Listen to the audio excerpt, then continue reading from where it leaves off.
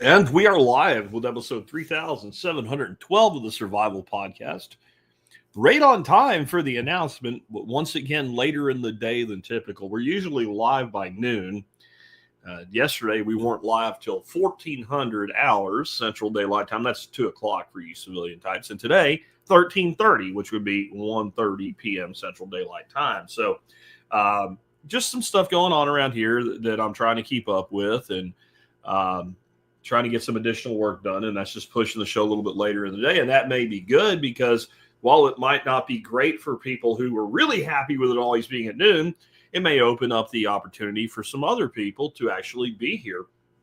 And if you live to the west of me, out toward those Pacific time zones and all, it actually might move it a little later. And maybe for some people more toward like their lunch break or something like that. So maybe it'll help some folks. Maybe it'll hurt some folks. I'm doing my best, guys. What are we going to talk about today? Static pile composting methods. Static pile composting is what I call the natural way to compost. My favorite static pile method is bioreactor composting, and we will talk about that some today. But there's other ways to do it. Basically, all static pile means is we're not intentionally feeding animals. So we're not doing worm composting, BSL composting, or chicken tractor type composting or something like that. And we're not going out there and manually turning it. We're building a pile and we're leaving it alone. This is how nature works. And we'll get more into it, but it's how the forest worked before any megafauna. Your megafauna, the dinosaurs were megafauna, a deer is megafauna. Any being over 100 pounds, right, is considered a megafauna. Before there were any megafauna on the planet, nature was already doing this. We had to have forests. We had to have lots of vegetation in order to support a food chain that would result in megafauna. Right? Again, that's any big animal, not necessarily giant, just big.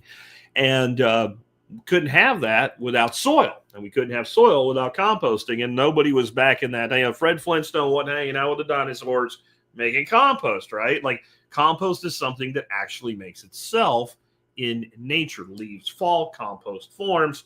More on that in a bit. But when we static pile, we're going to get some thermophilic reaction if we add enough at one time. But it's very short-lived. That means it heats up, thermophilic. And then it just kind of naturally breaks down. And this is a very fungal dominant type of compost. Now, I'll talk more about fungal dominance today too, because people think that means like, 80% fungi and 20% bacteria. It doesn't. 1-to-1 is a huge fungally dominant ratio. Anything, even like a 4-to-1, like you have 4 or 1-to-4, like 1 fungi to 4 bacteria. That's very fungal dominated compost relative to the fact that most composts, most soils are almost devoid of fungi and are almost completely bacterial in the way that they break down. That's your thermophilic bacterium and then your additional bacterium. The fungal hyphae in the compost is the I'm not going to say the real magic, but one of the pieces of true magic. I want you to think about fungal networks, fungal hyphae networks. Is exactly that, networks. Before there was an internet, before there was a phone network, before there was any sort of computer network, before there was a telegraph network, before human beings existed, we had an internet, just not the kind we think of. A fungal hyphal internet that if you have a well-managed ecosystem, which, it can be managed by us not being there and screwing it up, you can actually have a fungal network of different fungals that interact with each other that's coast to coast. And we've seen some things happen in those networks that are just mind-bending. There's one giant fungal network in the Pacific Northwest that is not just miles across, but the path by which you'd have to get from one edge to the other is hundreds of miles because it moves like an edge, right? All over the place. And scientists have introduced radioactive isotopes to one end of it and detected them on the other side at a speed that would defy the speed of light. It's like it's sensed, even if it's not there, it's sensed and it's expressed by the other side almost instantaneously. That's pretty magical. And when we turn compost, when we constantly upset that balance, we rip that network apart and it never fully establishes. And that's why we end up with one of the reasons we end up with in high turn systems bacterial dominant compost. Now, there's ways around that. I'll talk about that today too, because if you need compost next month, the methods we're going to give you today really don't work for that. But all the methods of composting are good. We're just zoning in on one of them today because it's the easiest, the lowest maintenance, and in my opinion, the overall most effective, because we will end up with some elements of the other two methods included anyway. Before we do that, though, let us go ahead and hear from our sponsors of the day. Sponsor of the day, number one today, is the Wealthsteading Podcast with John Pugliano. John actually will be on the show tomorrow for an interview. That should be really great. But the Wealthsteading Podcast is where you can hear from John about once a week on average. Show's pretty short, they run like 9 to 15 minutes, something like that. And you'll hear what he's actually doing with his own money and his clients' money right now in the market, and other things about the market that are catching his attention. John is a great investment manager because he did something that almost none of the investment managers out there do. You know, all of the financial advisors from American Express, these are people that most of them just answered an ad in a newspaper or some shit like that. And they didn't really have any money when they got started, and they get trained in relationship sales, and then they do this questionnaire that makes it sound like they really care about your life. And, you know, everybody in a certain age bracket is going to end up with the same graph, pie chart come back to them, defining like growth in income, et cetera, and bullshit like that, and just throw money in it. That's what they do.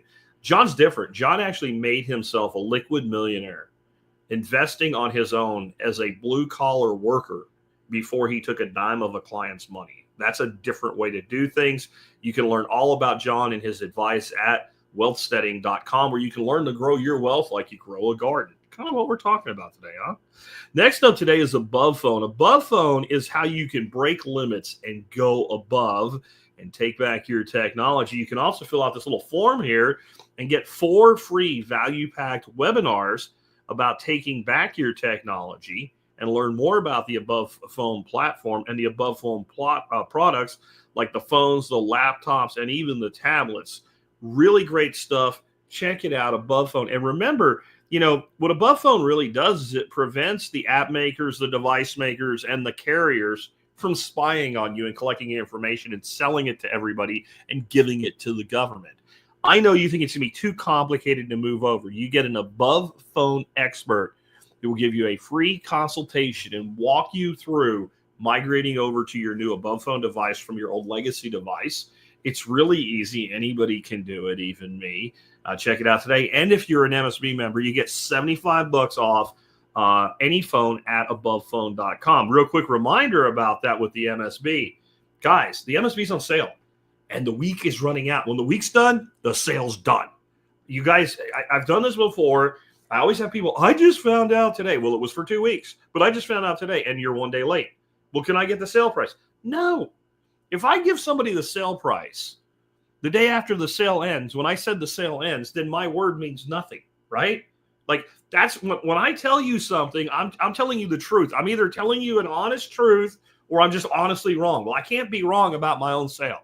So when this week's over, there is no more sale. The last sale was over a year ago. I might do one at the end of the year going into Christmas time, but I doubt it. I don't do that many MSB sales because it's a hell of a deal at $50 a year. At $35, it's a steal. If you join the MSB and do not get your money back plus profit, it's because you didn't use your benefits. Because if you use your benefits, you'll get your money back. We have so many discount vendors, so many things you're probably already buying. Again, if you don't get your money back from MSB, it's because you didn't want to. I tried to build a product that was so good that even if you hated me, you'd still buy it, because even if you hate me, you don't hate money. All right, with that, let's go ahead and get on into it and talk about static pile composting today. This is a subject that means a lot to me because I think that composting has been way overcomplicated in so many ways. And when you teach people static pile methods, they start to realize that a lot of the things that they've worried about in the past, as far as, you know, getting your carbon nitrogen ratio exactly right, exactly when to turn it, how often to turn it, those things do matter with a high turn compost system a lot more than they matter with a static pile system. So let's go through the three primary methods and what they are, and then I think that will make a lot more sense. So the first method, and the one most people think of, is what I call high turn. Now, high turn means really any turning at all. Now, I'm not going to say I've never turned maybe one time a static pile compost system. I have done things like I've had 2 bioreactors going, which is a static pile method we'll talk about today. And the levels go way, way down, and you end up with 50% of the cage filled. I've totally taken that system, built a third cage, and combined the 2 into 1 to save space so I could build more. And you know what happened? Nothing bad. Nothing bad. And usually by the time I would do that, we've had enough breakdown. It does not kick off another thermocycle. It does break up fungal hyphae, but there's plenty of time for it to grow back when that compost is fully mature, right? So when I say any turning, I don't mean literally any. Let's say more than one. Let's say any system that you build a compost pile and the heat builds up to a certain point, and then you turn it to restart that thermophilic cycle. When the turning is part of the intent of the breakdown, I call that high turn. I don't care if you do, a 21-day compost pile or a 40-day compost pile. I don't care if your days are 3 days apart or 6 days apart. I still call it high turn because you're turning it to get it done. And that is fine, but it has that problem. And the biggest problem is, of course, the fungal networks. Like I said, they're in the soil. It's like a meshed net. And the fungi get everything the way they like it, and you go rip. Plus, the fungi don't like the heat. They're not real happy when it's 160 degrees. That's not where they live, right? So then the temperature begins to cool down, and the fungi try to get going, and then you turn it, and the heat goes back up, and then it starts to cool down maybe, and they start to try to, and you rip it apart again. And by the time you've done it enough times, you've basically killed off any fungal network that was working in your pile for you. And your only solution, and you can do this, it does work, is once you have completely finished up your turning, you make sure it's moist, you tarp it, and leave it alone for a couple months. And you still get a finished product way faster than a static pile. So if you need compost soon, that's okay. I'm going to skip static pile for a second and go to the third method of composting today, and that is what we call macrofauna composting. Macrofauna means anything basically that you can see is intentionally engaged in your composting project. And what I mean by that is a worm bin would be an absolute perfect example of what we're calling today macrofauna composting, or composting with critters. Composting with animals, compost with anything you want to say to get that point home. Black soldier flies, macrofauna. Chicken, systems where you have a bin and the chickens are allowed in and they turn it all up and then you move it and then they do it all again. That would also be, that's kind of a combination of turning and macrofauna. But your classic macrofauna, your black soldier fly bin, your composting bin, all of that, okay? There's nothing wrong with that either. It makes amazing compost, incredibly bioactive, and vermicomposting in particular, which is worms. So it can either be red wigglers, night crawlers, it doesn't really matter, earthworms. If you're using those, you're going to get a fungal dominant compost as well. There's a lot of fungal activity in those systems. Then we have static pile, which is the main thing we're digging into today. I consider static pile the best method for the most people, and it has multiple methods of doing it, which we'll get to toward the end today. But static pile simply means that we put the material in place, either all at once or over time, and we leave it alone. Static, right? You have, like in engineering, when we used to design data centers, and we had all this equipment being put into a building, let's say on an 8th floor in a high rise, and that's a lot of weight. There were 2 different loads that we had to take into consideration. The static load, which is all the equipment that you bring in that wasn't normally there, that sits in place, and dynamic loads would be any heavy equipment that might move in and out of that system on a regular basis. A little above my pay grade, but there was some questions on one of the certification tests I had to take, so I learned all that. So dynamic means movement, static means steady, doesn't move, doesn't go anywhere. Okay, we're not talking about electricity here, we're talking about movement. And so static pile is just that. We just make a pile and leave it alone. Now, you would think, well, that's pretty simple, stupid. Jack should be done by now. Oh, there's more to it. There's things like airflow in and out of the pile. There's things like when you add it, what you add, when you add what, how fast you add it, where it is. There's multiple methods of this. And we can improve the results of each of these three by combining elements of them into each other. So an example of that is in a bioreactor, which is a great method. Like, I think of the ultimate method of composting, the best there is for the quality of the product at the end. When we build that bioreactor, basically it's a round cage with air stacks in it for airflow. That's the very basics of it. We fill it all at once. We super hydrate it. We wet it down a lot when we first do it, and then we keep it moist for a year, and we leave it alone. When you do that, and you're putting, a yard and a half, 2 yards, 2.5 yards, the size I make them, you're usually putting about 2.4 yards of material in, and you're going to end up with about 3/4 to a yard of material out at the end because of the sink down and drop and the breakdown. You get very heavy thermophilic reaction if you have sufficient nitrogen. And if you're using something like I am, which is coop waste, you're going to have that. If you're putting enough greens in, like you're using lawn clippings, green grass to go with something like leaves to build it, you're going to have a good CN ratio, carbon-nitrogen ratio. You will see temperatures as high as 160 degrees or even higher in the core of that pile, but it will not last long. The longest I've ever seen the core really stay hot. When I say really hot, I mean above 130 Fahrenheit when it's like freaking 65 degrees out, is about 20 to 21 days. Most of the time it peaks at about the 7th day and it's waning by the 10th, and it's really not even hot anywhere except maybe dead center by like day 12 to 15. Now, if you do one and you get a different result, like it never gets that hot, or it gets really hot, it stays hot for 30 days, right? Don't worry, it's going to be fine. That's the biggest problem my students of the compost course have, is that their timeline of their thermophilic cycle doesn't meet my average. Average means average. It doesn't mean exact, right? Just like static doesn't mean dynamic. So that's okay. But once that thermophilic cycle's over, it's never going to warm up again. And that means all of the life in it can find little pockets that are best suited to it and start ongoing. Now, how does that relate to combining methods? Well, what we're going to do when we get past that thermophilic cycle, when we stick that thermometer into the center and it says 85 degrees, we're going to take a great big handful of compost worms and we're going to stick them in there. And that's going to turn it into a giant worm tower. They are going to multiply. When you first drop them in, they multiply into the gajillions. What's interesting is by the time you take the compost out of the year, it's a modest population usually. Why? All the things that they really want to eat, they've eaten. And their population actually is determined by their diet, how much food they have.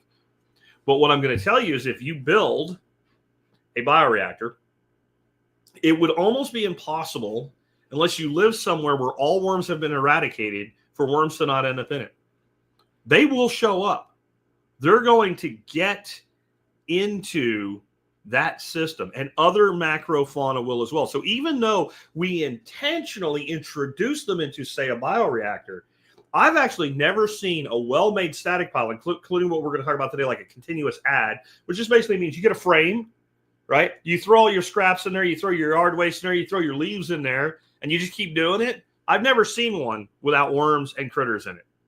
So you're going to get the macrofauna composting in a static pile anyway. And when you build a high turn, when you get to the point where you stop turning it, that's also going to happen, right? And when the critters come, you're getting turning, you're getting incorporation, you're getting mastication as they eat different pieces of organic matter and each other's waste and each other and each other's dead bodies. So all of them have all the elements. It's more about what we're doing versus what it's doing. And the only thing that really changes is the time. And the time changes the spectrum of microorganisms that end up in the final product. What we want is a huge majority of our compost to be good guys. There's always going to be a bad guy or three out there, right? Like we think of as bad, because there is no such thing as bad. Good and bad, when it comes to nature, are human concepts that nature doesn't follow. So your anaerobes, we always thought of as bad. Turns out there's a whole shitload of anaerobes that are good, but there's a whole shitload of anaerobes that are bad for us. But if there's anaerobes in a system, it's because the system requires them. They don't invade. Like if you have a highly aerobic, well-breathing compost system, fungally dominant and full of good guy bacteria, it does not get taken over at any time by anaerobes unless it gets so soaked you drive the oxygen out. So again, it's not good guy, bad guy. I actually hate that terminology. All right, so why static pile is in some form so good for so many people? What are the advantages when we go to anything that's a static pile, right? The static pile compost gives you so many advantages. Number one, no real care requirements. When you do a high turn, you know, you build it up, and let's say the schedule you're doing is on the fourth day you turn it, and then you turn it every 2 days for 21 days. That's a lot of labor. If you're making 2 yards, even if you end up with a yard by the time it's done, which probably is too much reduction with high turn, you've moved, you know, like some double-digit number of yards of material. Because every time you move it, like you start out with 2 yards, you move it, that's another 2 yards. Let's say by the third move, you're down to like 1.8 yards. And then the next move, you're down to like 1.7. You see what I'm saying? Like this is a lot of material. By the way, the back of a pickup truck, an 8-foot bed with 2 yards of material in it, fills it just about completely. To give you an idea of how much material we're talking about when you're doing that. With a static pile, the only labor is putting the material in one time or continuously adding, which in some ways is less work, right? Because it's a small amount at a time. You just keep pitching it in and keep adding it and just making it better and better and better. And then the only thing you really have to do is make sure that pile stays damp. That's it. If it dries out, you're killing your microorganisms. You should, I don't care what kind of compost you make. Your compost should be looked at like a fish tank, right? It needs air, it needs food, and it needs to be maintained, or you kill the organisms inside of it. It goes skanky and dies, right? If the fish tank dries all the way up, you let it all evaporate, eventually all the fish can't breathe anymore and they die, right? If you let your compost go dry, not only do your microorganisms tend to die, a lot of them will survive, and the way they survive will also ruin your compost. It will make it hydrophobic, meaning it repels water, okay? And what I mean by that is you have some microorganisms that as they begin to have the system dry up, what they do is they basically cocoon themselves. They put out an exudate, and they put themselves into like a suspended animation inside a little pocket, a little hole. Well, when they do that, the gels they create actually get into all the particles. And if you've ever bought like a bag of like potting soil and you forgot about it, and you used half of it and you left the bag in your garage. And then one day you're like, I need some soil. And you go into your garage, you go, oh yeah, I have that bag from I don't know when. And you pick it up, it's really light. You're like, oh shit, it dried out. I'll wet it. And you put it in a pot and you like annihilate it with water, and the water just goes right through it. And you're like, it's still light. And you dig aside and it's bone dry and you just soaked it. That's what happened. That's what happens to your compost. That's bad. Don't let that happen. As long as you keep it moist, which some sort of cover or shade, plus regular moisture additions. That can be automated. That can be a little cheap, like $8 green ring sprinkler in the middle of your pile, hooked up to a little mechanical timer. You turn it on for 5 minutes a day when you go out to it. You just click and you walk away. You don't even have to do it manually if you don't want to. Next, it can be done with large or small starting amounts. So if you want to do a high turn compost, you really need about a cubic yard of material minimum to get good results to start with. More is better. There's a point where it's too much, but your pile should be at least a cubic yard of material. If you want to do worm composting, unless you've built a huge system, you can put little bits into each bin all in one go, you only can get rid of small amounts of material at any given time. Well, a lot of people that are homeowners and homesteaders have lots of small amounts and then occasional big amounts. When you clean out a coop, you have a lot. When you maybe do some, you just bake, maybe you're a suburban homesteader. When you cut the grass, you have this big bag of grass clippings. And when you rake the leaves, you have this big bag of leaves, right? So you have a lot, but day to day, you have this small handful of produce waste out of your kitchen. Now, the way some people handle that is they do one big pile, they store material, and they do a big pile all in one go, do high turn. And the little bits of material that are like really highly nitrogenous, your fruits and vegetable trimmings that are going to rot if you try to do that with them, they do a worm farm. Nothing wrong with that either. But with static pile, I have a little bit today. That bin's not full. That's it. The whole thing. That's the whole damn thing. And then one day when you cut the grass and you have a big pile of green clippings and you have a bag of leaves, you can throw all of those in there mixed together at the same time. Done. So you can do little adds or big adds throughout the process with what's called a continuous addition. So we can do a bioreactor where we need that heavy amount, or we can do continuous addition, small and large amounts as we need to. Very, very simple. It is most analogous to how nature does things. I think that the closer we can get to a natural system, the more resiliency our system has. Because we don't maintain nature. Nature maintains us. All right? So we have trees in the forest. Every year in the deciduous forest, they drop their leaves. Coniferous systems, evergreens, they're actually continuously dropping needles. It's not like they don't drop any. It's just they keep replacing them. Like we shed skin cells. Either way, you have all this material hitting the ground. Now, you have a buildup of this material. It's dry on the top and wet on the bottom in general. And that is composted from the bottom up. Your fungal network is down there. Your bacterium are down there. And when it rains, then we get really wet and we get an even faster breakdown. And this is really evident in the northeastern woods. I mean, it is very easy to teach somebody what nature's compost looks like if you go to Pennsylvania about bow season, like October, November, when all the leaves are falling. There's places, for instance, one time I was bow hunting and I had a head net on. And when I took my head net off, I was wearing glasses because I do wear glasses. And my glasses pinwheeled to the ground. I was up in a tree stand. I was about 18 feet up in a tree. And I watched my glasses go and hit the leaves. And I know exactly where they hit the leaves. I'm like, damn it. And I get down out of the tree. And I go to that. I never found those glasses. They're rotted into the ground somewhere in Pennsylvania 35 years ago. Okay. The leaves were like when you walk through the leaves, they were deeper than my knees. And it was just leaf fall.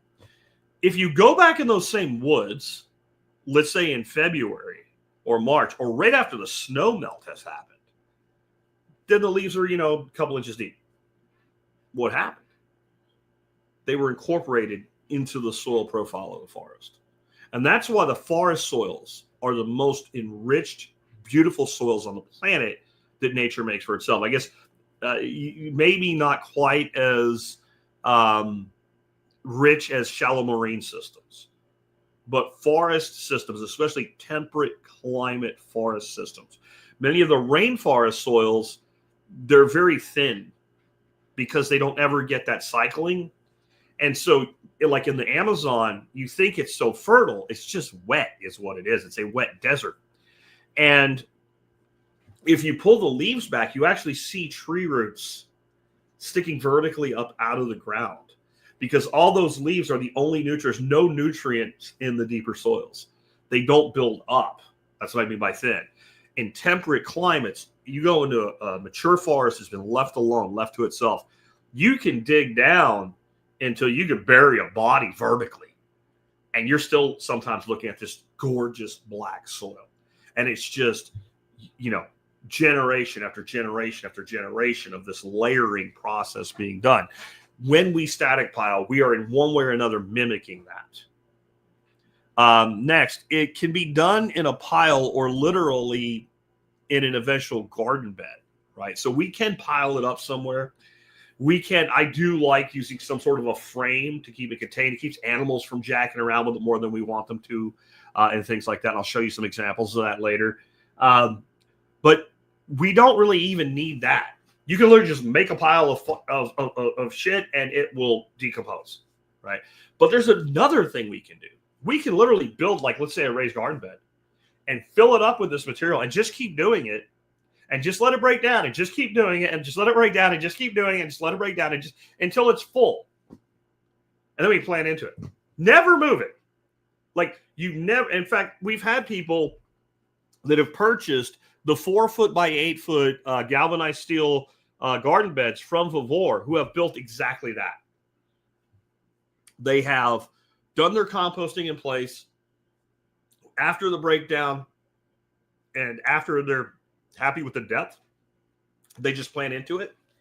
And then after that one season that they've grown in it, at the end of the season, if they put their bed, let's say, to sleep for the winter, they do another layer, like a lasagna garden, but a continuous lasagna garden until that whole bed just stays full.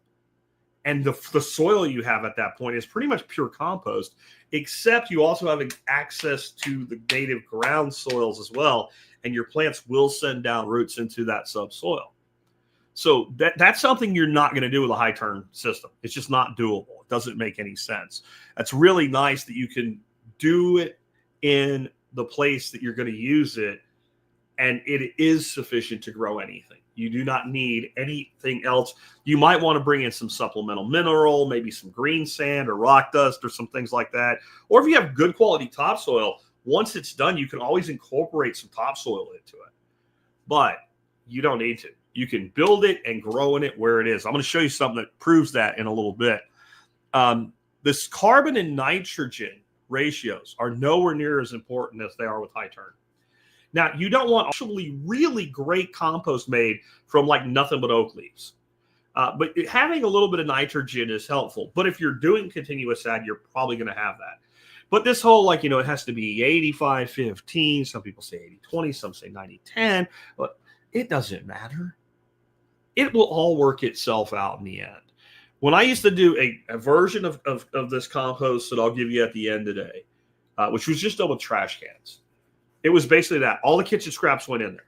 Didn't worry about what it was. We have what we do is we keep like a Tupperware with a lid on it because you don't attract fruit flies and shit on the counter. And every time there's waste, instead of putting the garbage, you just put it in the Tupperware bin, put the lid back on it. If it gets full or it starts to smell when you're opening it, out, dump in the garbage. It's compost instead of garbage. And when we were doing that, we would not worry about the CN ratio at all. In fact, most of what was going in there would be nitrogens. But then maybe I would cut the grass, and maybe there was a big patch of white clover. And I'm like, oh, that's beautiful. So I really never bagged with the mower, but I might just like mow strategically so that you're making sure you're pushing all of the offshoot from the mower in one direction. So you kind of mow and then pull back and then mow in the same direction and keep moving the windrow over, then get a rake and, rake up 3 or 4 buckets of grass clippings. Well, I just go over, we had a big maple tree and I just pull a few buckets of that. And I would do about, twice as many buckets of leaf as grass and just dump it in and not even really mix it. Just kind of like, here's some grass, here's some leaves, here's some grass, here's some leaves.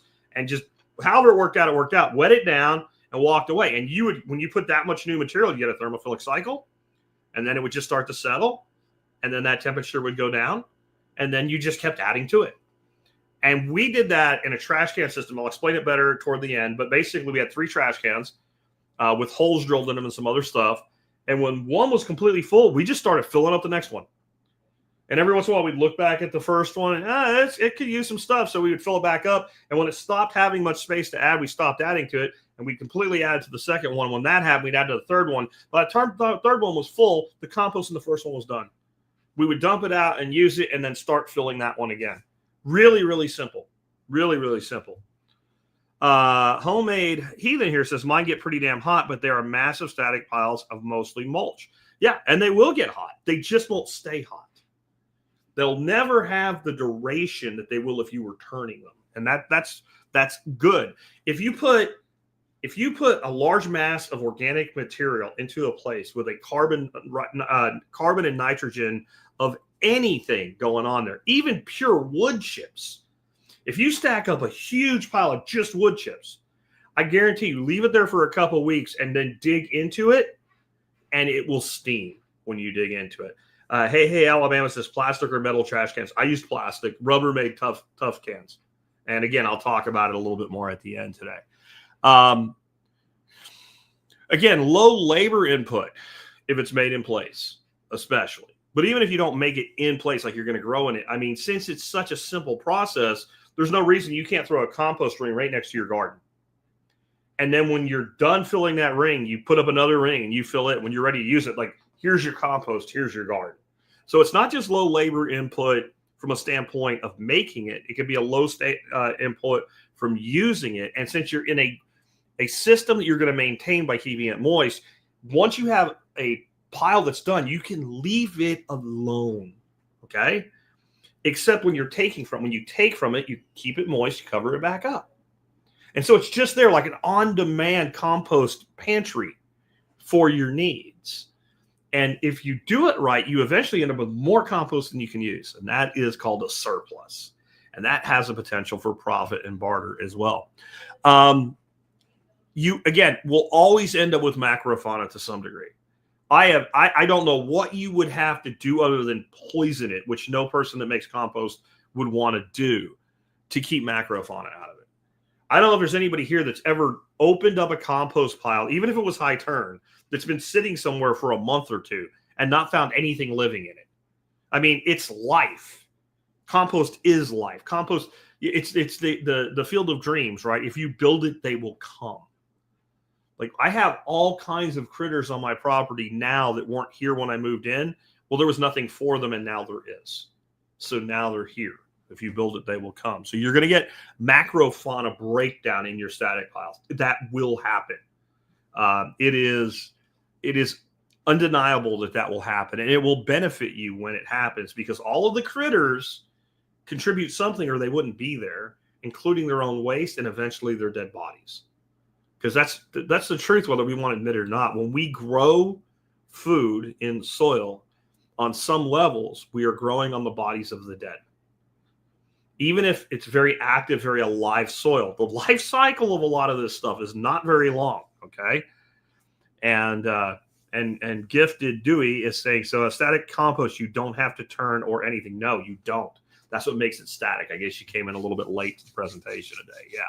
You don't touch it. You leave it alone. That's the whole point. Static versus dynamic, right? Next up, it can be large scale or extremely compact. If you had truckloads of material, you can do static pile composting. You can make a fleet of bioreactors, or you can just do piles, right? There's certain things that will, again, when we talk about methodology, we'll talk about some things you need to be aware of, but you can have massive scale or small addition. It will work either way. That's a huge advantage over something like a high turn system, that if you have a bucket of material to deal with every 2 weeks, you just can't do high turn with that. You have to somehow save that material up and use it down the road when you have at least a cubic yard to make it work perfectly, or to make it even work at all, honestly. It also works perfectly when you're using adjuncts like biochar.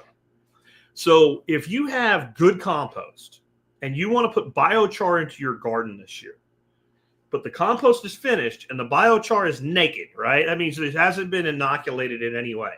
And you're not going to do like a compost extract or tea and saturate the char. You're just going to mix the compost and the biochar together. Yeah, you remember the old, if you're old like me in high school, they were still showing us like safety movies from the 60s and 50s. And they were like, Mr. Bungles doesn't wash his hands after he goes to the bathroom. Wah, wah, don't be like Mr. Bungles. Like that shit. Like, you're Mr. Bungles.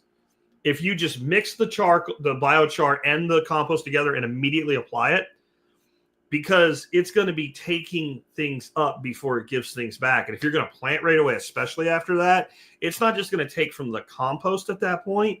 It's going to take from the native soil. So what you're supposed to do is you would say, I'm going to use for my compost to biochar ratio about 10% by volume. And you mix about 10% biochar into it. And then you cover it and you take care of it like you're still composting it in 3 weeks. 3 weeks.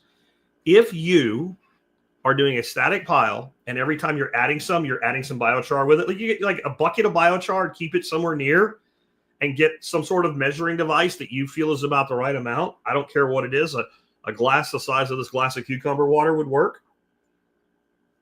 And, every time or every other time you just add some to it. When that compost is done, 3 weeks is a joke. This is generally a 1-year process, start to finish, with most of these methods. So that biochar is fully inoculated, and the compost result will be better. When you compost, especially when you do a large pile, like a static, if it's a static pile, but you do a lot at once, or it's high turn, what do you always notice once it kicks off? Smell, right? Say, it doesn't smell at all. You're lying. You're lying. There's a smell. There's off-gassing. When you build a bioreactor and you have those pipes or tubes coming up out of the columns, if it's cold out, you walk out by the second or third day and it looks like smokestacks. And it's not a bad smell, but it's not a good smell. You know what it is. And if you are using, like I'm using coop waste, there's a lot of urea in there, right? There's a lot of nitrogen in the form of uric acid, and you get an ammonia smell. Tell you the thing about that. That's all nutrient. Plants love that shit. When you add biochar in this process, a lot of that off-gassing doesn't happen. The biochar sucks it up. It holds on to it. And you release less methane, less CO2, et cetera, into the atmosphere. And, that's good for the environment, if that's what you're worried about, but it's also good for your plants. What kind of fertilizer do people use to make giant bombs in a truck with diesel fuel? Ammonium nitrate. Ammonia, right? And so when you smell ammonia wafting away from your compost, that ammonia could be in your compost. It could be useful. Homesteading Heathen says it has a very rich smell. It has a rich, beautiful smell when it's done. I'm talking about when it first starts cooking. That smell is there, especially, again, if you have any animal manure, uric acid, any component like that in your compost, you're going to smell that. So the biochar will hold on to it, again, which makes a better end product. You also get a more complete compost. And the other thing that biochar does for you is it spreads moisture throughout the pile. So you get a more even moisture. You get less like super wet spots and super dry spots by having a well-distributed amount of biochar in there. This is something you can see really easily too. If you take pure compost to make potting soil out of it, and you put it like in a jar and you look at how it's structured, it kind of clumps together and what have you. If you mix in about 5 to 10% biochar with it, and you put it in a jar and then you dump it out, it's in little crumbles. It's gorgeous. It doesn't clump up anymore. It aggregates so much better. And that's just because it's an even distribution of the moisture. That's really, really a beautiful thing. So I highly recommend including that. It also works well with ongoing stock supply, like water plants or grass clippings or some sort of waste stream where you're routinely getting small amounts or large amounts, but not big enough to make a full-on pile. So if you are into aquatics like I am, and I grow a lot of aquatic plants for the ducks, but I have to harvest some of it. And so my static piles, I can just grab giant clumps of water hyacinth and just throw it in there. And you get all the nutrient value of water plants, which is just huge in micro and macronutrients. And then you also end up with, like when you're using water plants, you get things like snails. There's your calcium. There's your phosphorus, your extra kickers. There's all. That's why people ask me about supplemental mineral, and I used to use it a lot. And so I wouldn't have to now anyway for most of the prepared garden beds because I already did it and it lasts a long time. But at this point, I don't need any supplemental mineral at all because of all those other components, the duck poop, the chicken poop, the snail shells, the egg shells, all of it that's going in there is and then the water plants, a whole new level. of nutrient that is being provided by that. I also use water plants like Azolla and duckweed get added in just a cup or two at a time, because again, the more diverse the material stock is, the better the end product is. It also requires very little build material. In other words, you don't need a lot of stuff to make static pile compost. You can literally just make a pile and leave it there. Again, I do like some sort of a frame, and I'm going to show you right now. One of the things you can buy that I really like this product. It's inexpensive. They're $28.99. Vavor makes this. There'll be a link in the audio side on the show notes today of this, but it's just basically a plastic round hoop with lots of little holes in it. These are fantastic. I make my own, and I use basically 3-foot goat fence, and I line it on the inside with weed blocker. And if you're doing a bioreactor, I do not recommend the product I'm showing you right now, the Vavor compost ring. However, if you're just doing straight up static pile, like that is just full of leaves and grass clippings, if that's what you're doing, these are fantastic. They'll work great for that. They're also even available in multiple sizes. That one there is a 220 gallon. That's what I would get if you wanted to do static pile with this. These other things are really not the kind of thing you're looking for. That's like a worm composter or what have you, that one there. So stick with this. But these are hard to beat. And again, I will have a link, and you can get a discount if you use my link. If you go to, I'll put the discount code with it.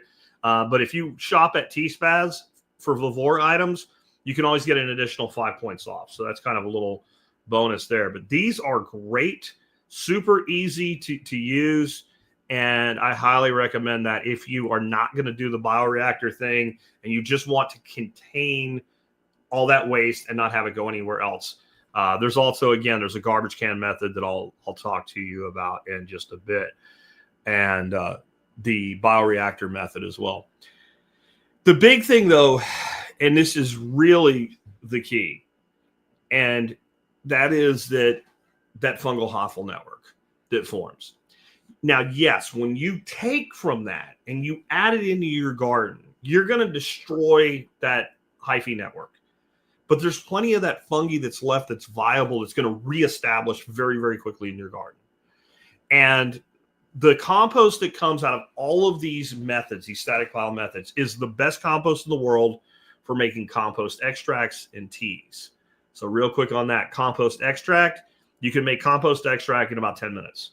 You put, let's say, a big handful or two of compost into a 5-gallon bucket of water and stir it up and spray that. Now, if you're actually going to spray it through a sprayer, you can end up with a lot of material clogging your sprayer. So you can buy a huge bag, I think it's like 10 of them for a few bucks, of 5-gallon paint strainers. And you can use them many times before they wear out. And they're designed to fit in a 5-gallon bucket. So you put that in there like a garbage can liner. You put your water in there. You put your compost in there. And you want to probably make about 4 gallons, which will be the reinforcing ring on a 5-gallon bucket. The bottom of it, that's going to be 4 gallons. And just about all the buckets I've ever tested. Okay, so you fill it up about that high so you're not sloshing everywhere. Put the compost and take a stick or your arm and just swirl it for 5 to 10 minutes. Strain it, spray it. That's the whole thing. No molasses, no sugars, no nothing. Okay, that is the best stuff to apply to your soil. Okay, it really works well as a foliar feed as well, but that is where a tea, if you do it right, and I don't have time to go into everything to do right today, but if you do it right, a tea can work better. A tea is where we're going to add the compost to the water. We're going to put air stones in the water. And we're going to pump oxygen in. And people have different opinions on giving it sugar or not. Both methods can work. Okay? I'm not going to get into it or deal with anybody's arguments. And Elaine Ingham says this and Alan Booker says that. Like, all of it works or people wouldn't do it. Okay? But when you brew a tea, all those little organisms start multiplying and they produce lots of biogels. And because they're producing biogels, when you spray a plant, they stick to the leaves better. And you really want to spray the underside of the leaves. That's where what's called the stigmata are, little openings. And then they can actually gain biological association with the microbes and uptake nutrient through their leaves. And that's a foliar feed. Both work. Both are awesome. And Eddie Carter says, we'll be talking about that in a minute, Eddie. Just joined the broadcast when I'm using the 3 trash can method for almost 10 years. Every year they get filled with black soldier fly larvae. Exactly.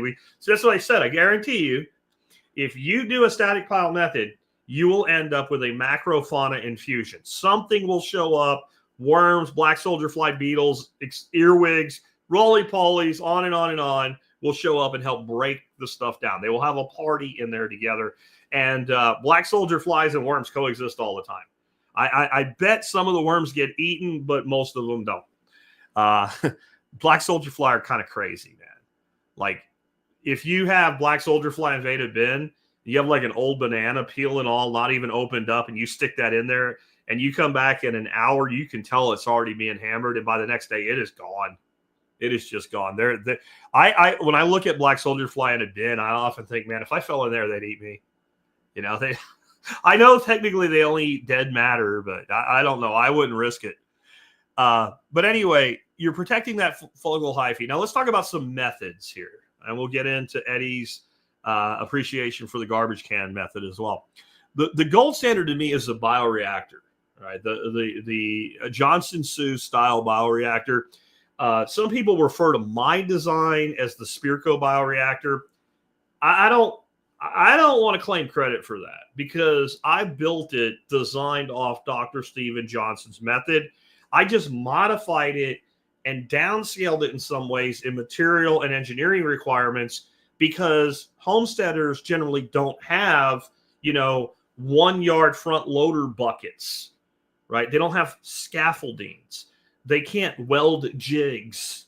They don't want to move heavy material 6 feet up in the air to dump it in a bioreactor. So I scaled it down with 3-foot goat fencing. And over the years, I've improved it. Now my columns are now permanent. They're made out of goat fencing as well and wrapped with weed blocker. I got rid of the pallet. And I got rid of the pallet because when you have the compost touching the ground, you have, over time, especially as you compost in the same place, you build up a massive, IMO reserve, indigenous microorganism reserve in the soil. And then when you take the compost away and you build another one, worms and indigenous microorganisms, et cetera, they just go straight in. So I didn't want to separate it from the ground and add 6 inches of height to it. I modified a lot, but in the end, it's still the same method. And it is, by the way, I don't know if it would be Elaine Ingham approved. I think Elaine and I agree on a lot and disagree on a lot at the same time. But Alan Booker is kind of one of my heroes in the permaculture space. And Alan watched me build one at Nicole's last year, or I guess earlier this year. And he was like, I can't find a thing to fault. So I guess I did a pretty good job with it. Anyway, I have a full course on this. It's only $40. You can find it at homefoodsystems.com. If you're listening, while you're driving or something, in the show notes today for episode 3712, there'll be a link to it. There's always a link to it. But again, homefoodsystems.com. I also have a cover crop course there that you can take. It's $80. And I have a permaculture principle-based design course you can take. It's free. Yep. If you don't know if you want me to teach you in that style, take the free course and see for yourself. But the bioreactor, the biggest thing is all the material goes at once. So it is a large volume, one-time fill.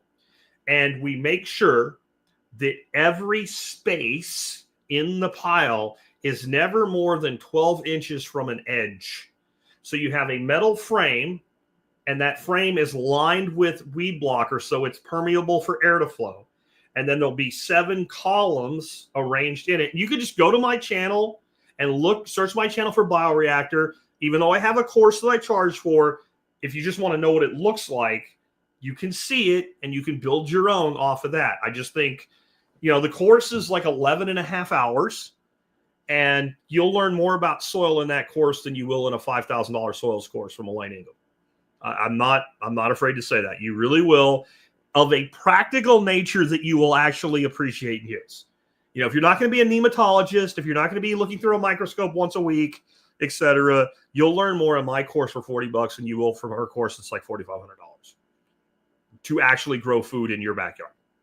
But the gold standard is bioreactor. Continuous add, we've talked about a lot, but continuous add just means we don't do it all at once. We just keep adding to it. Now, people will ask me, can I do a bioreactor and then continuous add? You can.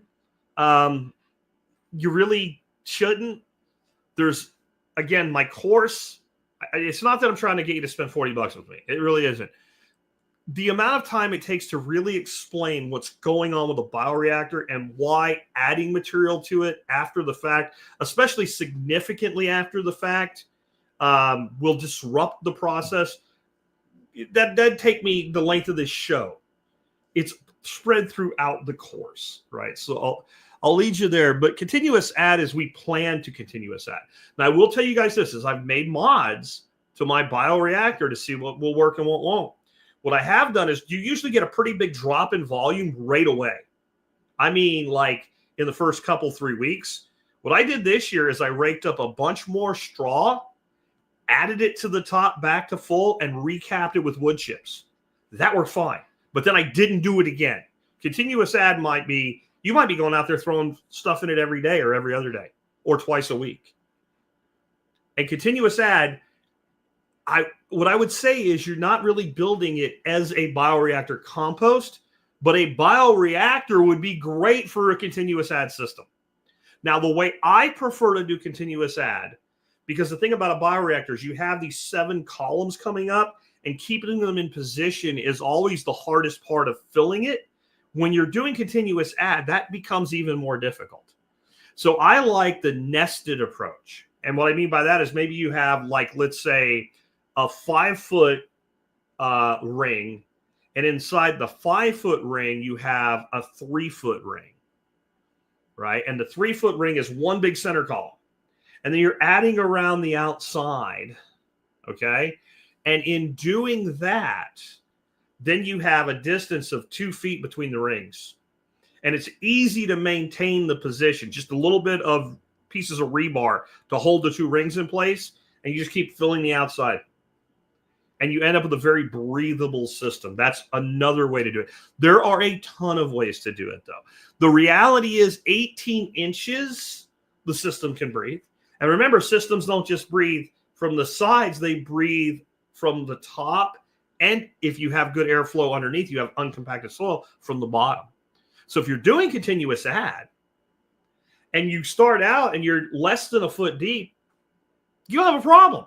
And by the time you add a foot to it, most of the breakdown at the lower level has been done.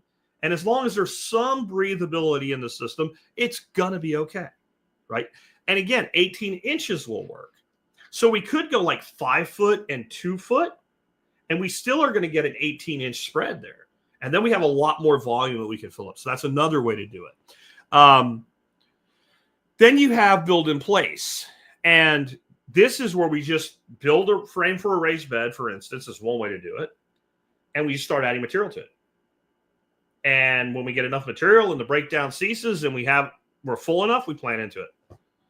This can also be done with air columns, because usually your sides are not going to breathe very well in a system like this. But since, maybe your bed's going to be 2 feet deep at the deepest, that's how deep my beds are. But I'm trying to keep ducks out of my beds. If you're building, 6-inch deep raised beds, 1 foot deep raised beds, you don't need any breathe. You've got 12 inches. You see? You're no more than a foot from an edge. The whole top's a giant edge. So you can just build it in place. That is one of the easiest methods and the lowest effort methods there is. And it's something that quite a few people in this audience have done and sent me pictures of, and they are blown away with the results. I do want to tell you, though, usually when somebody does that, they're not getting a full year of maturity before they plant into it. And they're going to find some things, like I'm going to show you here in a second. Certain plants do really well. And some plants won't do really well until the second season or even the third with that method, because it's 100% compost. So you know what's going to do really well? Brassicas. Like your first winter garden or late fall garden, when you're doing kale and broccoli and cauliflower and anything like that, right? your nightshades, your tomatoes, your peppers, bloom, right? So, melons generally like that stage of the soil really well. But some other things may be a little bit lackluster for you. But it's totally worth it because it takes time anyway, right? And if you're gardening right, your garden should get progressively better every year, like just massively better, after 4, 5, 6 years as that soil matures, assuming you're taking good care of it and replenishing it and bringing things into it and keeping living root in the soil as much as possible. Nature does not have fertile soil with nothing growing in it. That's not how it works. If you see a bare patch, something bad happened, right? So one of the problems we have as gardeners, and this is why I built the cover crop course at Home Food Systems, is we tend to, fall comes, we just put everything to the ground. Now, if we mulch the shit out of it and maybe tarp over it, boom, no problem. Yeah, we're good shape, right? But if we just let it go fallow and everything dies back and we're not adding organic matter and, all the stubble's standing, so it off gases, it doesn't incorporate into the soil, we actually can have the condition of the soil degrade every year, right? And when it degrades every year, then we have to bring in lots of additional fertility. You should be adding less fertility, not more, year after year, because what do I teach? Build, hold, increase. And that's why my system revolves around compost, char, and cover, the 3 C's. The compost is the building of the fertility. The char is the holding of the fertility. And the cover crop is the increasing of the fertility. It's that pulsing roots of those annual covers. They grow in, the roots die. The plant is not pulled out. It's cut to the ground or it's crimped, and it adds to the organic matter in the soil. And we end up needing very little, and I mean very little soil amendment whatsoever after that. All right, so then the next one would be multi-stage systems. And any of the systems I've described can be multi-stage, including the last one, which is the garbage can one. The multi-stage just simply means that we have a place that we're adding material, and when that place is full, we have another one just like it that we start filling up. And usually most systems, 3 will get you by for the average homeowner. You'll need 3 systems. And that brings me straight to the garbage can method. And the garbage can method almost is always going to be a multi-stage system. It is a bioreactor, except it doesn't look like a Johnson Sioux. It's also where I guess I could take some credit for developing the bioreactor concept independently myself, because I don't know of anybody else that made a system like this before I did. I think I put the video up in the member support brigade has the video of how to build one, but you could figure this out easy enough. In like 2010 is when I put that video up. I don't think Dr. Johnson was making bioreactors yet, but I'm not sure. All I do with this is I take a standard like 32-gallon Rubbermaid garbage can. They sell them at Home Depot, 20-something bucks. And you take a, what's the word I'm looking for? Core bit, a hole saw, right? And you want to use something in the neighborhood of like a 3/4 inch. Can even be a little bit bigger. You want a fairly big hole, but you don't want something the material is just going to fall out of. You turn it upside down and you drill a bunch of holes in the bottom, maybe one in the center. And then the Rubbermaid cans kind of have these little modules. So like one in each module or what have you. That is not going to get you much airflow because the can's going to sit normally like it does on the ground. That is to allow exchange with the earth beneath the can. Okay. Then you drill a series of holes around the bottom, maybe an inch above the ground from the same size hole saw. And then you drill a series of holes around the rim of the top. Okay. And that way you're not going to get it flooded when it rains because it's on the outside of it. The lid goes on. It looks like a garbage can with a few holes around the top. You can't even see the ones at the bottom. In the dead center, you take a piece of thin wall, 4-inch PVC pipe. You drill a bunch of holes in it.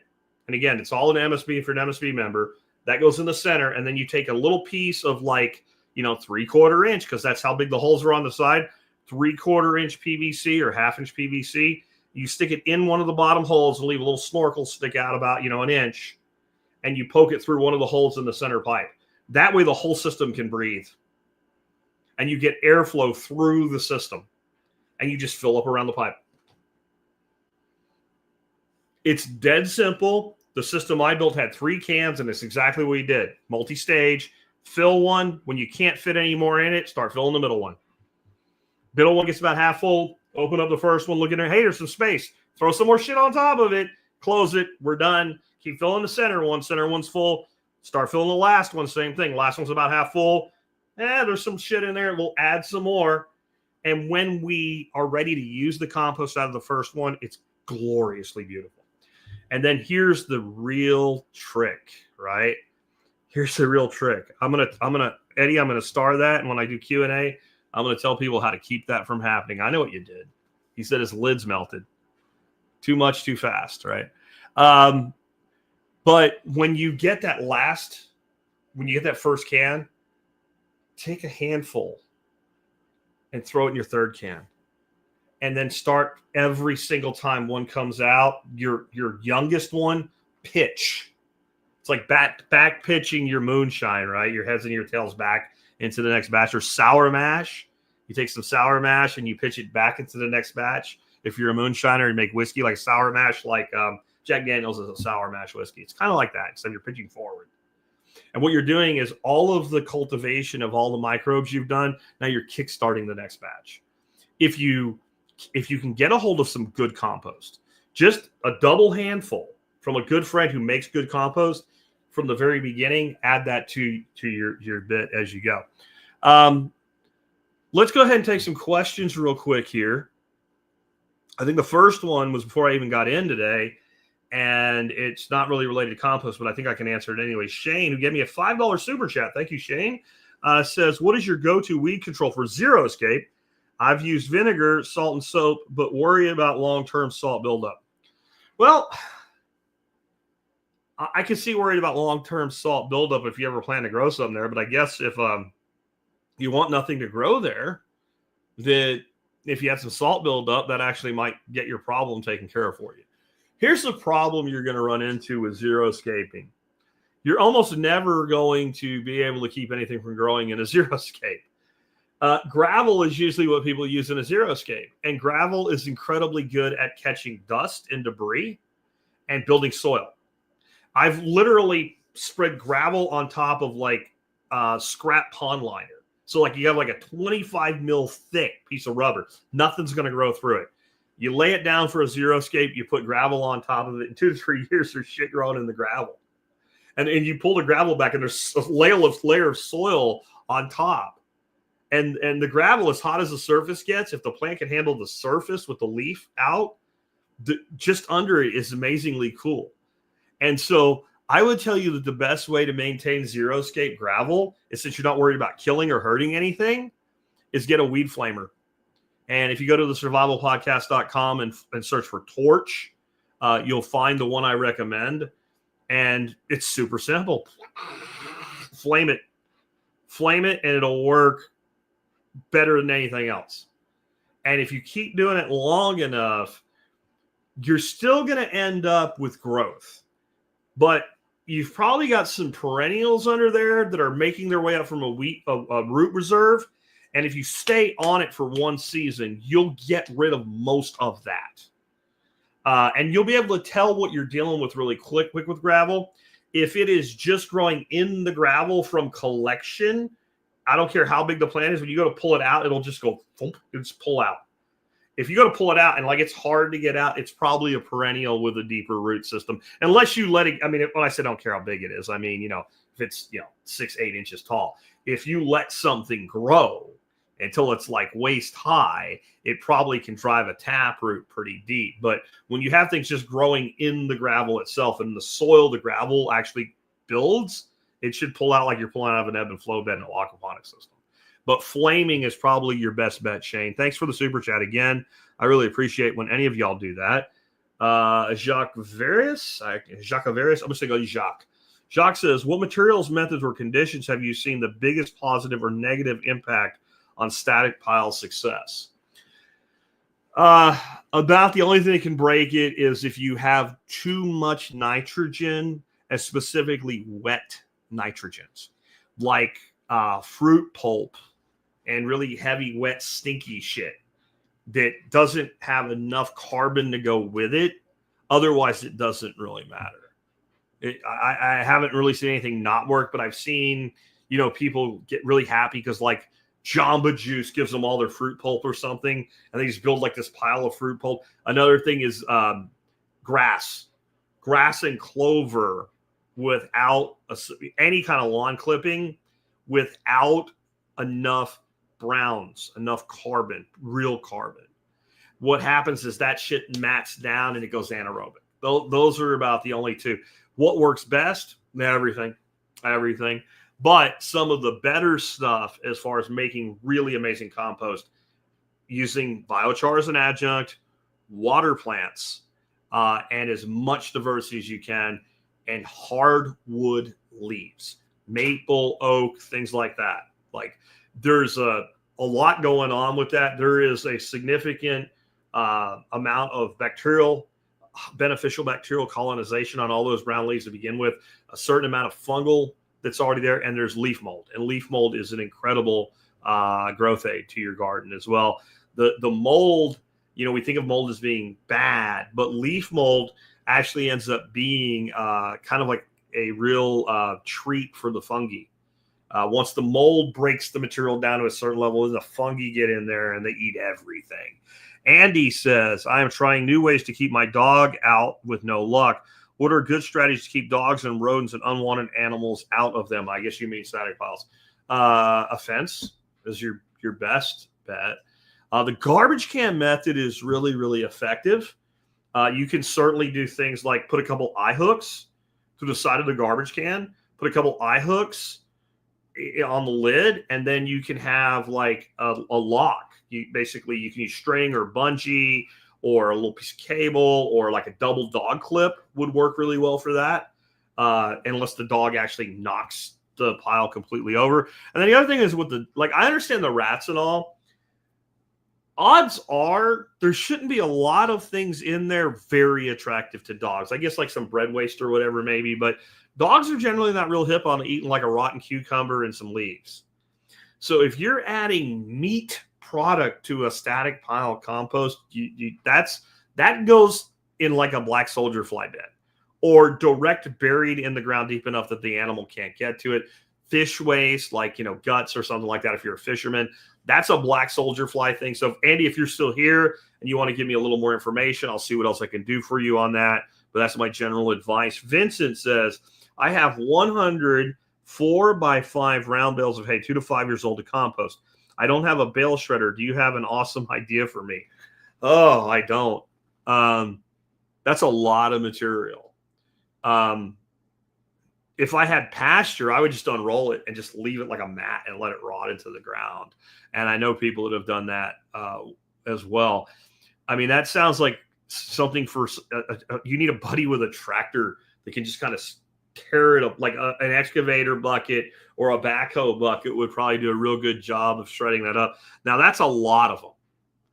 And if they're that old, they're probably also pretty composted unless they were wrapped.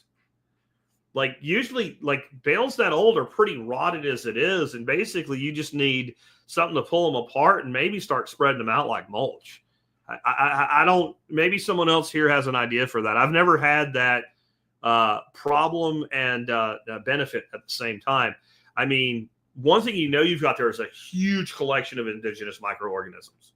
That's incredibly valuable because they've sat out there. It makes me think of my wood chip pile over in my field. When Matt Powers came here and he said, Jack, how do you get slightly acidic compost when your primary feedstock is straw with a little bit of wood chips?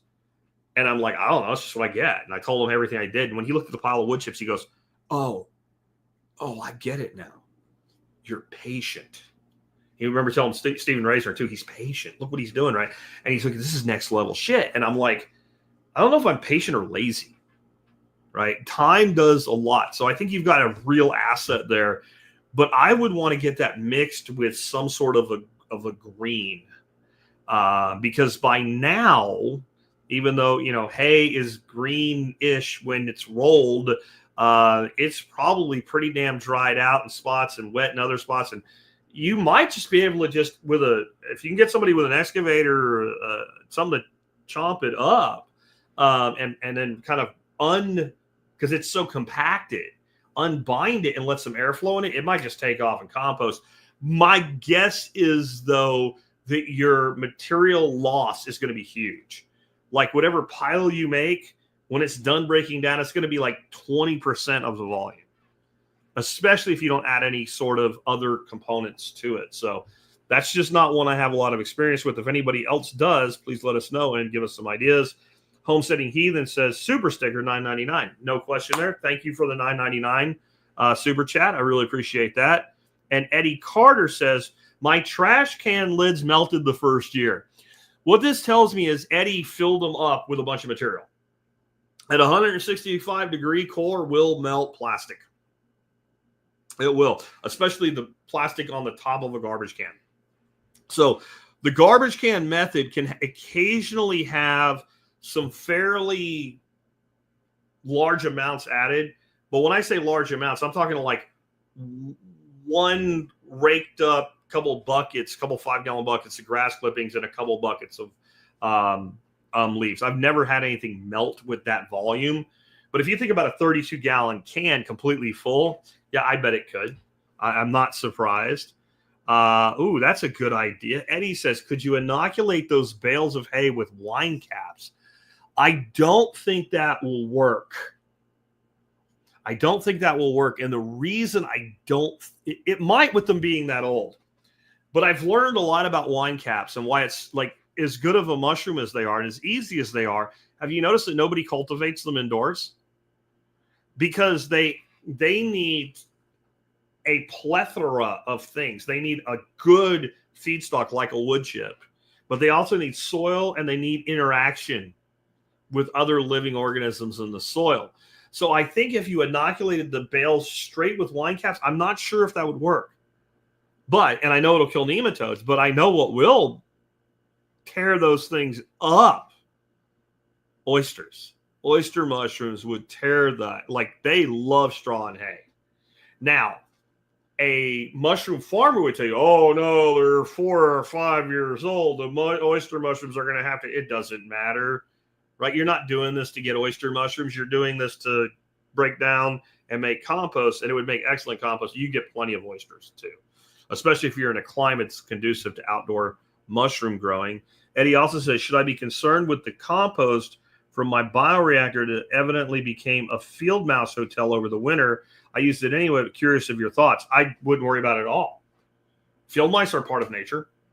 What are they going to do? Shit in it? Mouse turds are compost, right? Like, they probably went in there less to eat and more to stay warm.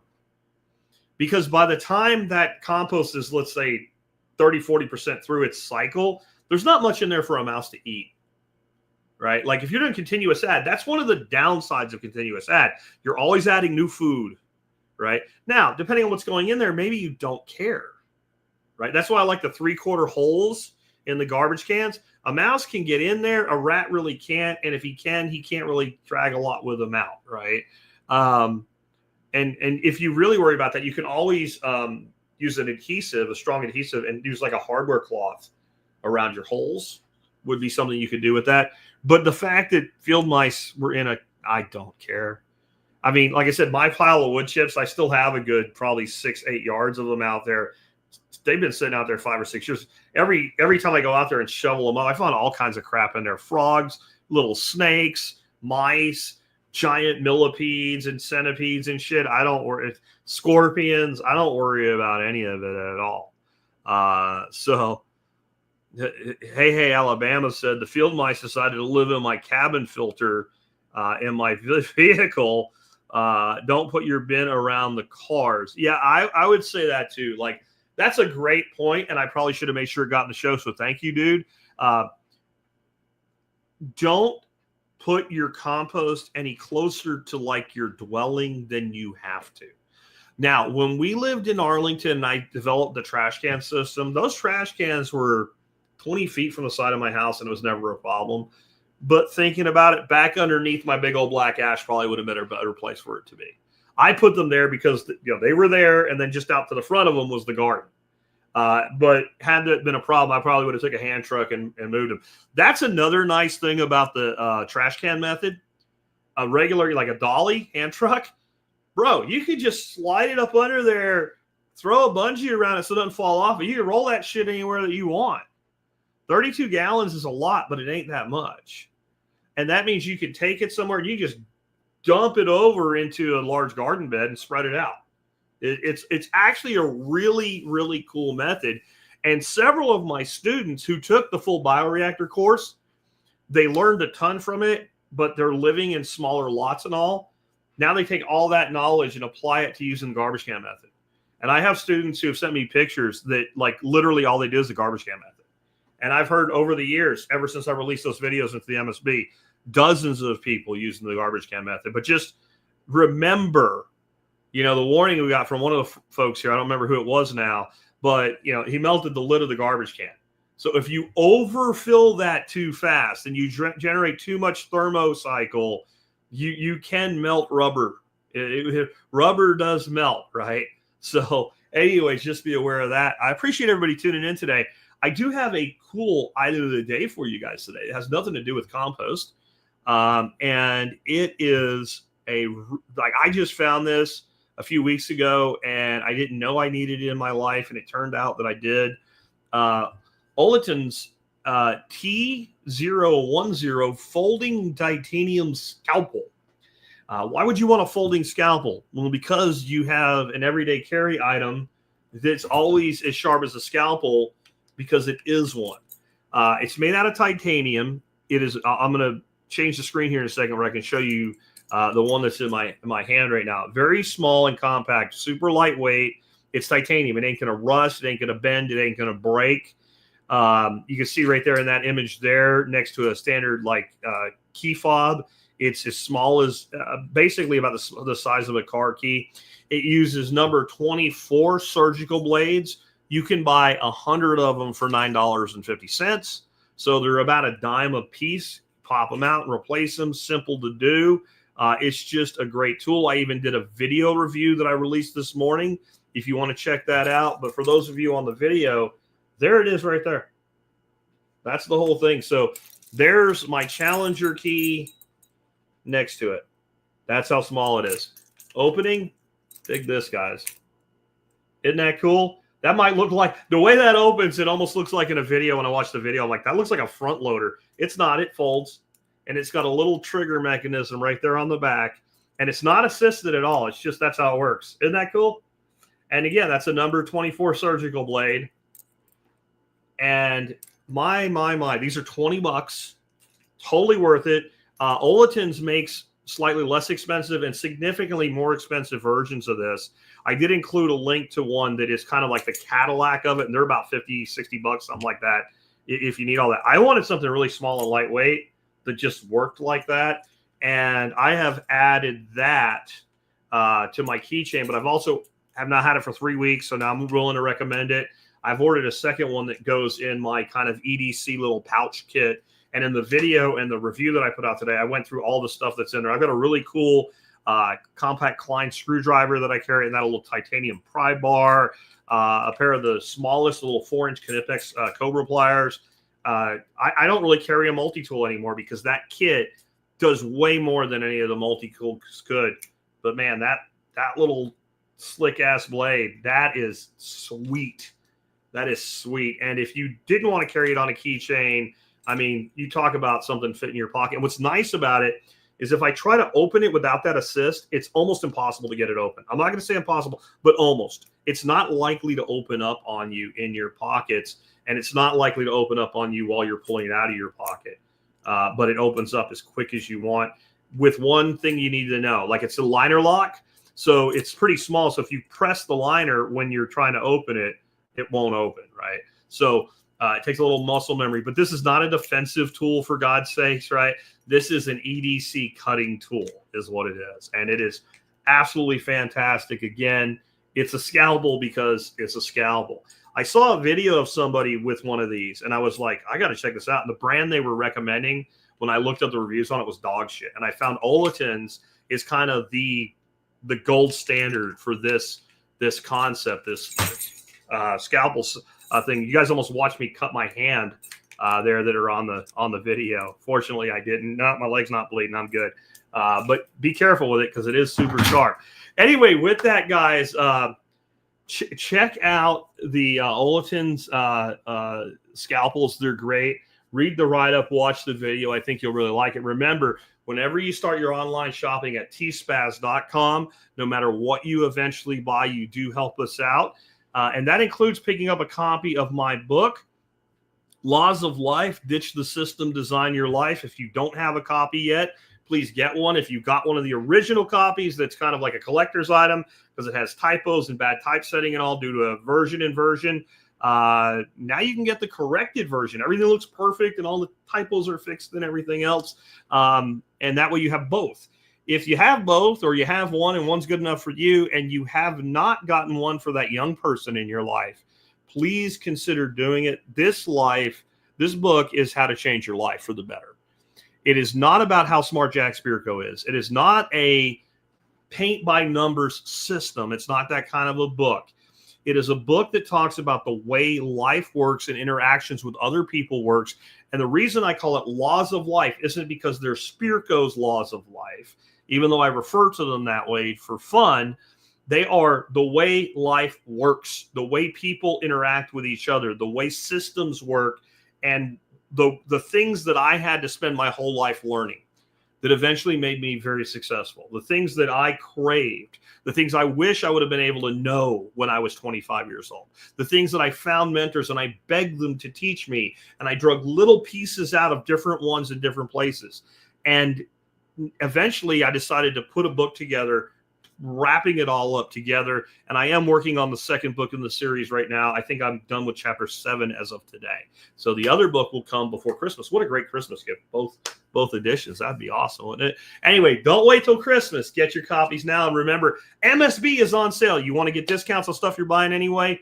Go to thesurvivalpodcast.com, click on members, sign up, use discount code SUMMER, and get $15 a year off. And it does apply to recurring. Thanks, guys. Take care. Remember, tomorrow I'll be on the air with expert council member, longtime community member, and great friend John Pugliano. And that will be a great episode, so tune in, don't miss it. And since I'll have a guest, yes, we'll be live at noon Central Daylight Time.